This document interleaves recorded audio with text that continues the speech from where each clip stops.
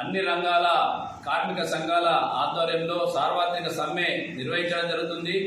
ఈ సమ్మె ప్రధానంగా నరేంద్ర మోడీ ప్రభుత్వం అధికారంలోకి వచ్చాక కార్మిక అలాగే కర్షకుల ఇలా అనేక రకాల ఉన్నటువంటి హక్కులను కాలరాస్తా ఉన్నాడు।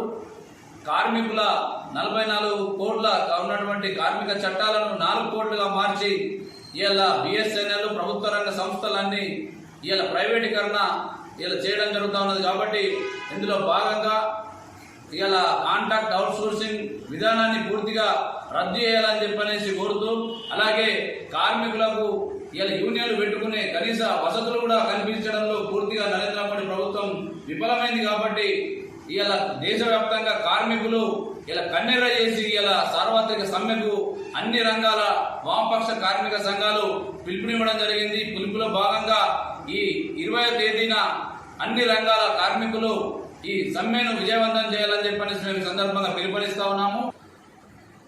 కార్మిక సంఘాలు తలపెట్టినటువంటి సార్వత్రిక సమ్మె ఈ నెల 20వ తారీఖు నాడు జరుగుతూ ఉంది।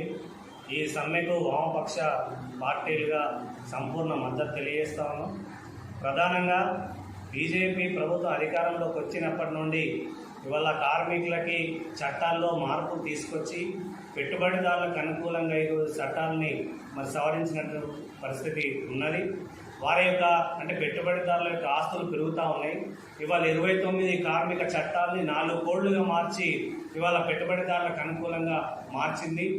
అందుకే ఈ విధానాన్ని ఎండగడుతూ కార్మిక చట్టాలని సవరణ చేయాలని, కనీస వేతనాలను అమలు చేయాలని, ఇవాళ 8 గంటల పని దినాన్ని 12 గంటలకు పెంచింది। ఈ 12